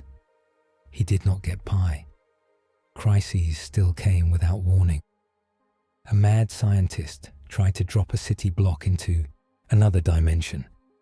An ocean trench cracked open, releasing old monsters. A cult tried to wake something under a desert. Each time, Steve was there. Not the strongest, not the fastest, but always the one shouting clear orders, counting civilians, making sure someone watched the little things. Between all that, worlds moved. Polls showed trust in Captain America rising. Some saw him as proof that humans could stand with gods. Others saw him as a threat, a sign that the multiverse was about to flood their skies with strangers. Governments held meetings behind closed doors. Waller went to more of them. Lex sent memos to some and public letters to others, and all 3 of them, Lex, Waller, and Darkseid, watched Steve. The first to make a new move was Lex. Steve received an invitation. He found it waiting on a table in his watchtower room, a white envelope with his name written in clean, sharp letters. Inside was a simple card. Mr. Rogers, I would be honored if you join me for a private discussion about the future of our world's defense. No press, no tricks.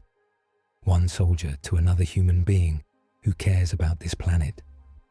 Lex Luthor. There was an address and a time. A tall building in Metropolis. Steve turned the card over in his hands. He knew a trap when he saw one, but he also knew information mattered. He showed the card to Clark and Bruce. I'd like to go, Steve said. Clark frowned. You don't owe him that, he said. I know, Steve said, but he's already talking about me to everyone else. I want to hear what he says when it's just us. Batman studied the card. We'll bug the room, he said. Steve shook his head. No, he said. If he knows you're listening, he'll dance. He'll dance anyway, Batman said. Then let him, Steve said. I want to see how he moves. They argued for a few minutes, but in the end, they agreed on a middle ground. No bugs in the room itself, but outside, on nearby towers and in the street below, Batman would watch, ready to move if things went bad. Steve went to Lex's tower that night. The lobby was all glass and polished stone. A receptionist with a perfect smile checked his name, then sent him up in a private elevator. The top floor opened into what looked like a quiet office, more than a rich man's lair. Shelves of books, a large window showing Metropolis at night, a single desk. Lex stood by the window, hands folded behind his back. He wore a dark suit, no tie. His head gleamed in the city lights. Captain Rogers, Lex said, turning with a practiced, friendly smile. Thank you for coming. Steve is fine, Steve said. They shook hands. Lex's grip was firm, warm, exactly right. No show of strength, no limpness. Every piece of him seemed measured. I know your time is valuable, Lex said. Please sit. They sat in 2 chairs near the window. An assistant brought coffee and left. For a moment, they simply looked at each other. You've made quite an impression in a short time, Lex said. The world loves a new hero, especially one in stripes. I'm not here for ratings, Steve said. Of course not, Lex said. That's part of why people like you. You don't chase the cameras. You chase the fire. He took a slow sip of his drink. I watched you fight Kalibak, Lex said. I watched you face down creatures from Apocalypse with no invulnerability, no heat vision. It was inspiring. If I were a poet, I'd write something about it. You're not a poet, Steve said. Lex smiled. No, he said. I build things, companies, systems, shields the size of cities. He leaned forward. Let's speak plainly, Lex said. This planet is in danger, not just from Darkseid, not just from alien armies, from anyone or anything that wakes up tomorrow with power and decides they know best. He glanced toward the sky. They both knew who he meant. Superman is a good man, Lex said. I can admit that. But he is still a god with no real checks on him. What happens when someone like him is not good? Or when he has a bad day and decides the law is in his way? Steve thought of his own world, of men in suits saying much the same thing about his team. Where I'm from, Steve said slowly, people made that argument about my friends. They tried to chain us. It did not end well. Lex spread his hands. Then you understand the stakes, he said. We need a way to defend ourselves that does not depend on any one alien or wild card. We need systems, trained forces, reliable weapons. He looked at Steve. I want you to help me build that, Lex said. Not an army under my command. A true global shield. One that answers to people, not capes. With you as its face and its moral core. Steve almost laughed. You want me as your poster boy, he said. I want you as my partner, Lex said. People already trust you. They see themselves in you. They would follow you much farther than they will ever follow me. Together, we could move the world in a better direction. Steve studied him. What's the catch? He asked. Lex's eyes cooled slightly. You'd have to accept hard truths, he said. Sometimes we would oppose the League. Sometimes we would have to push back when they overstep. Sometimes we'd work in the grey. But with you beside me, that grey stays lighter. And if I say no, Steve asked. Lex sighed. Then you keep doing what you're doing, he said. A symbol floating between governments and gods. Everyone trying to claim you. You spending your life putting out fires that never end because no one is building better systems. He spread his hands again, looking almost sad. I know you hate bullies, Lex said. So do I. I just know they wear more than one face. Steve looked out the window. Metropolis glowed below. Streets, homes, people. 1,000 small lives. Back home, Steve said quietly, I watched someone try to build a safe world by force. They wanted control over every person with power. They wanted to decide who could act. They said they were protecting people. It always starts that way. Lex's jaw tightened a fraction. I am not that man, he said. Maybe not, Steve said, but you're asking me to give you my weight, my symbol. That means when you push, it's my hand too. I don't know you well enough for that. And what I do know doesn't help. Lex's eyes hardened now. The friendly cover slipped just a little. So you choose the League, he said. The gods. I choose to stay free, Steve said. I'll work with them. With you. With Waller. With anyone, if it means saving lives. But I won't belong to any of you. Lex sat back. He studied Steve for a long moment. You realize that makes you a threat, Lex said at last. People like me sleep better when powers like you are on a clear side. I'm on the side of the people in the streets, Steve said. The ones who don't get a say in your meetings. Lex smiled again, but it was tighter. You really are something, he said. It's frustrating. He stood, signaling the meeting was over. Think about my offer, he said. I'll keep the door open, for now. Steve stood too. One more thing, he said. Stay out of the boys' hospital. If you try to use him for your games, we'll have a problem. Lex's eyes flickered, so he had seen that clip too. I don't threaten children, Lex said. Not directly. I'm not joking, Steve said. They looked at each other for one long second. Then Steve left. Outside, on a nearby rooftop, Batman watched him exit the building, cloak blending into shadow. How bad? Bruce asked when Steve landed beside him. He wants to build a world where he holds the leash, Steve said. He wants my hands on the rope so it looks friendly. And? Batman asked. I told him no, Steve said. I think he believed me. I also think he'll try to use me anyway. He will, Batman said. That's what he does. They stood in silence for a moment. Waller pinged my systems 3 times while you were inside, Batman said. She wants to know where you are at all times. I'm getting popular, Steve said dryly. Batman handed him a small drive. I compiled something, he said. If you're going to keep saying no to people like them, you should know exactly what they do when no one is watching. Steve took the drive. What is it? He asked. Files, Batman said. On Lex, on Waller, on others. Operations gone wrong. People they hurt. Lines they crossed. Read it when you're alone. It won't make you happy. Steve slipped the drive into a hidden pocket in his belt.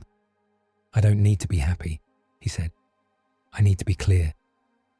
That night, in his small watchtower room, Steve plugged the drive into a terminal. He read. He saw pictures from black sites where Waller had held metahumans with explosive implants in their necks. He saw reports of missions where acceptable losses meant whole towns no one would miss. He saw Lex's hidden weapons projects, kryptonite warheads, anti-metahuman drones, research into ways to copy or twist heroes' powers. He read until his stomach turned. When he pulled the drive out, his hands were tight fists. He went to find Clark. Superman was in the League's garden area, a little space with plants from Earth and other worlds. He watered them with careful fingers. You look like you've chewed broken glass, Clark said, when he saw Steve's face.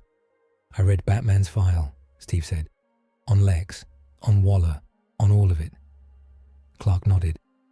It's not pretty, he said. How do you stand it? Steve asked. Knowing this is going on while we play hero in the sky.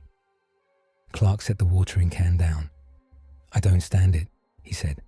I fight it, but I have to pick how. If I just swoop in and tear systems apart, I become another tyrant. If I do nothing, I'm a coward. So I push. I help where I can. I tell the truth, and I trust other people to carry their weight too. He looked at Steve. You don't owe this world anything, Clark said. You didn't choose to come here. But people are looking at you now. They're listening. If you speak, it will matter. I don't want to become their weapon, Steve said. Then don't, Clark said. Say no when you need to. Say yes when it feels right. Be the man you already are. That's the only way any of us live with this. Steve let out a breath. I met someone once who wanted to make the world safe by putting a gun in every hand, he said. He said if everyone could enforce order, no one would dare step out of line. He thought it was freedom. It was a cage.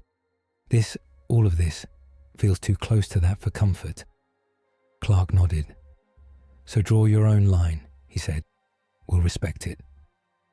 Steve looked at the plants, small and green under the artificial light.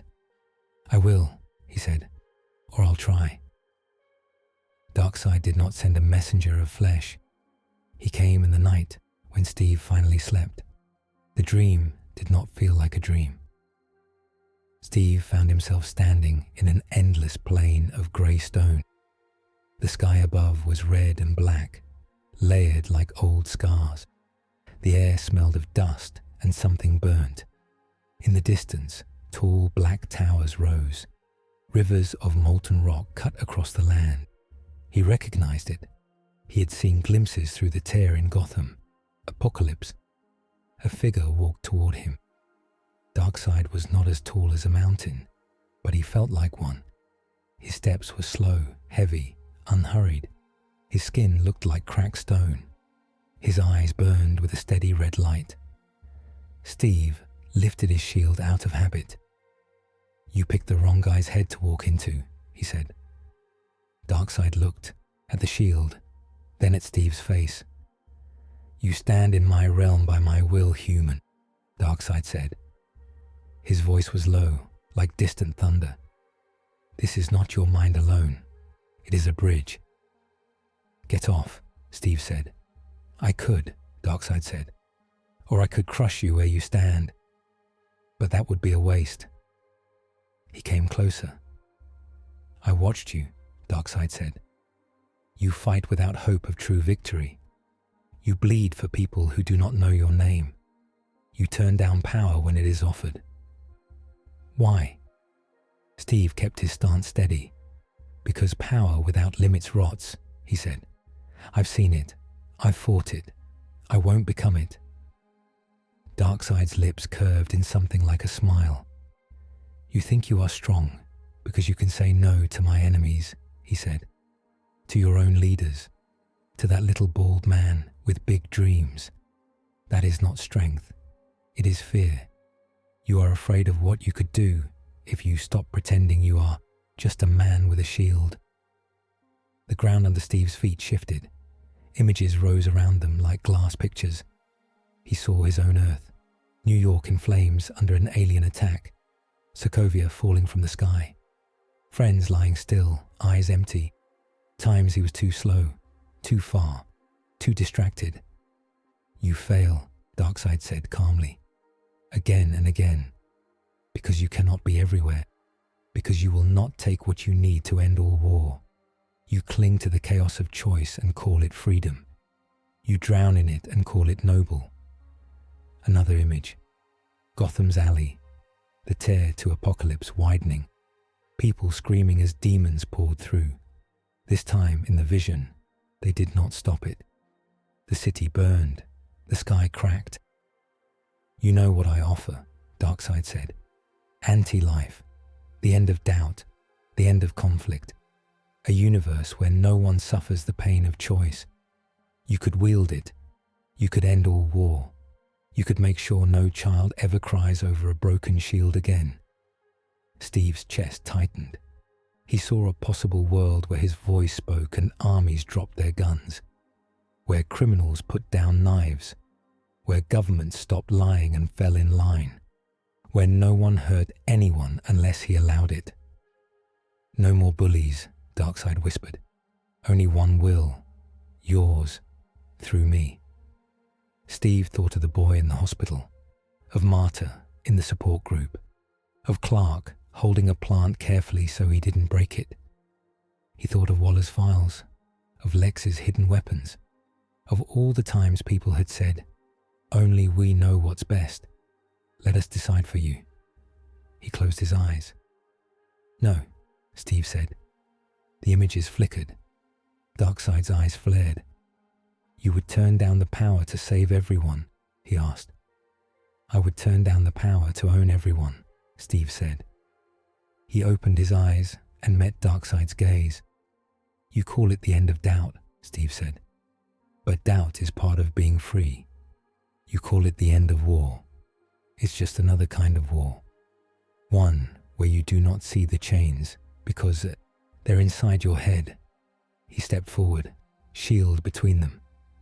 "I am not afraid of what I could do," Steve said. "I am afraid of becoming the thing I fight. And that is what you are. Not a god of order, a bully with a bigger stick." For a moment, Darkseid's calm cracked. Red light flared from his eyes, scorching the stone at Steve's feet. "You think your small shield can stop what I am?" Darkseid asked. Steve shook his head. "No," he said. "But it stands in front of me anyway." He raised it, knowing it was useless against cosmic beams in a dream. It was still his reflex. The Omega beams did not fire. Darkseid let the light fade. "You are stubborn," Darkseid said. "Stubbornness can be broken, but it takes time. I have time." The plane around them began to blur. "You will watch this world fall again and again," Darkseid said. "You will watch your friends die. You will watch your own image used to control and deceive. And when you are at last sick of it, when you beg for a way to make it all stop, I will come back. Then you will accept my gift." "Don't hold your breath," Steve said. Darkseid gave that almost smile again. "I do not breathe," he said. The red sky closed in.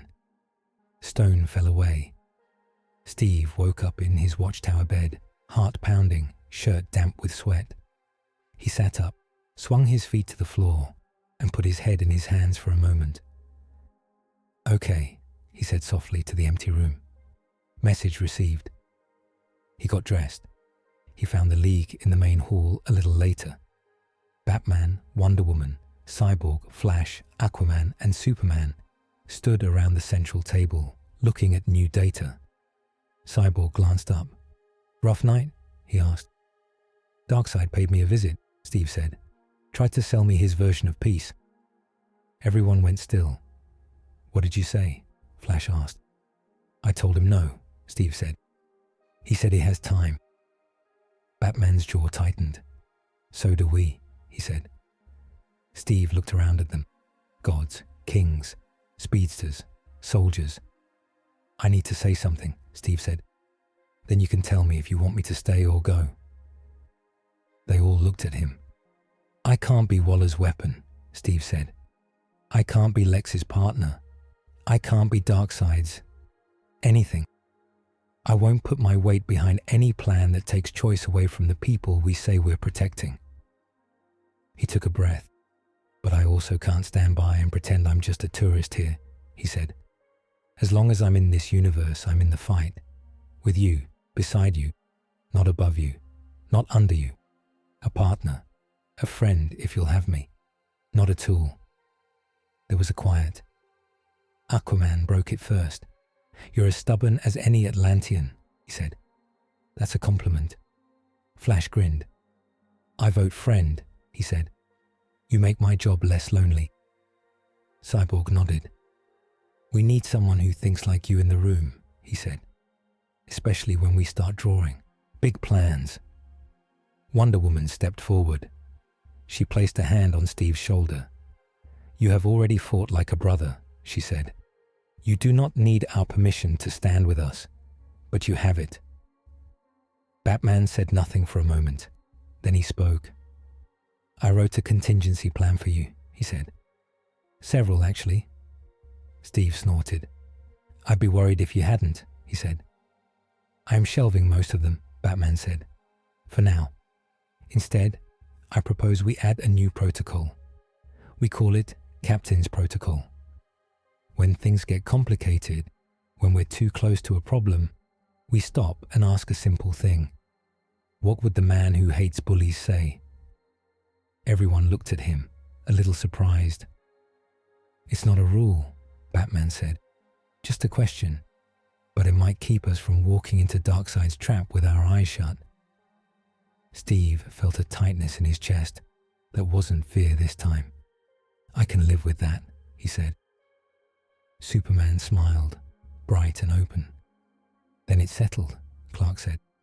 "You're one of us now, officially, unofficially, however we want to phrase it." Steve let out a slow breath. He still did not know if he would ever go home. He still did not know how many wars lay ahead. But he had made his stand. He would not be a weapon held by a few. He would be a shield between the many and the ones who wanted to crush them. From Apocalypse, Darkseid watched no ceremony. He did not need to. He felt the man's choice like a ripple in the cold sea of the multiverse. "Enjoy your small victories, Captain," he said softly. "The story is not over. I will have the last word." On Earth, Steve turned toward the window. The planet turned below, blue and bright. He had no promise of victory, but he had made his choice. He would fight here. And for now, that was enough. The diner had new windows. The glass that had cracked during the first boom tube attack was gone. Fresh panes shone in the morning light. Someone had painted a small shield in the corner of one, with a tiny cape beside it. Steve noticed it as he and Clark walked up the sidewalk. "You're on the glass now," Clark said, nudging him. "That's how you know you've made it." "I'd settle for making it through a meal," Steve said. Inside, the place looked the same. Same booths, same counter, same smell of coffee and fried eggs. Bruce sat in a corner booth, plain jacket over his shirt, no tie, no cowl. He looked like any tired businessman grabbing breakfast before work. He stood as they came over. "You're late," Bruce said. "You're early," Clark answered. Steve slid into the booth beside Clark. Bruce sat across from them. The waitress came over, eyes brightening when she saw Steve. "Back again," she said. "Third time lucky." "Fourth, I think," Steve said. "But who's counting?" "Patty melt?" she asked. He smiled. "Yes, please," he said. "And coffee." Clark ordered his usual. Bruce just said, "Tea." They sat for a moment, letting the normal sounds wash over them. Silverware, low talk, the hiss of the grill. Outside the window, people walked by. Some glanced in and did a double take when they recognized one or more faces. Most just kept moving. "How are things?" Steve asked Bruce. "Busy," Bruce said. "Gotham never sleeps. The board never stops. Demons now come in corporate and literal forms." Clark smirked. "He's in a good mood," he said. Steve looked at Clark. "And you?" he asked. Clark shrugged. "Usual," he said. "Fires, cats in trees, complicated op-eds." He grew a little more serious. "People are adjusting," Clark said. "To you. Some are scared. Some are hopeful. Some are already selling t-shirts." "I saw a kid with a cape and a shield yesterday," Bruce said. "He tripped over both." They all chuckled. The food came. Steve looked at the patty melt as it landed. Melted cheese, grilled bread, steam rising. It was almost funny how tense he felt. "Don't jinx it," Clark said quietly. Steve picked up the sandwich. He took a bite. He chewed. He swallowed. Nothing exploded. The lights did not flicker. The sky stayed blue through the window. He took a second bite, slower this time. Bruce watched him. "Amazing," Bruce said. A quiet moment. "We should mark the date." "Don't say that," Clark said. "You'll..." A faint buzz sounded in his ear. Clark went still for a second, listening. Steve froze, sandwich halfway up. "Let me guess," he said. "Alien ship, magic portal, giant robot in the bay." Clark relaxed. "Tiny fire in a warehouse," he said. "Barry's already on it. He says it's under control. He also says, and I quote, 'Tell Steve not to choke on his sandwich just because I'm doing the work for once.'" Steve laughed, the tension breaking. "Tell him I'm proud of him," he said, "and that I still run better field briefings." Bruce's phone buzzed on the table. He glanced at it, then turned it face down. "It can wait," Bruce said. They ate. Outside, the world was not safe. Somewhere under the ocean, old things stirred. Somewhere in space, ships changed course. In an office, Lex wrote a new speech. In a bunker, Waller looked at new candidates for her teams. On Apocalypse, Darkseid opened another file on another universe. But in this small booth, for this small slice of time, 3 men ate breakfast. Steve listened as Bruce and Clark argued softly about a new league policy. He watched a kid at the counter swing his legs as he ate pancakes. He saw the waitress smile at an old man who had clearly been coming here for years. The world had changed since he arrived. There were new drills in schools about interdimensional events. Emergency plans now had pages marked Captain's Protocol. Simple questions for leaders to ask when things got complicated. Heroes in smaller cities had started small training programs based on his notes. Some people still feared him. Some would always try to use him. Lex, Waller. Others he hadn't even met yet. Darkseid still watched, but Steve had drawn his line. He would not rule. He would not be ruled. He would stand. Clark finished his meal and sighed contentedly. "We should do this more often," he said. "Don't get used to it," Bruce said. "You'll jinx it." The waitress came to clear their plates. Steve thanked her and left a good tip. As they stepped out into the street, a group of kids passed by. One wore a plastic cape. Another had a cardboard shield with a hand-drawn star. A third had a makeshift mask with pointy ears. They stopped and stared. "Are you really Captain America?" the one with the shield asked. Steve crouched a bit to be on their level. "That's what they call me," he said. "What's your name?" "Jamal," the boy said. "Nice shield, Jamal," Steve said. "Looks like it's seen some action." Jamal puffed up a little. "We were fighting Darkseid at recess," he said. "I got hit, but I didn't fall." Steve smiled. "That's what matters," he said. The kid with the cape tugged at Clark's sleeve. "Can you really fly?" she asked. Clark smiled. "Sometimes," he said, "but not when there's a 'don't walk' sign." Bruce watched this with an expression that was almost soft. The light turned green.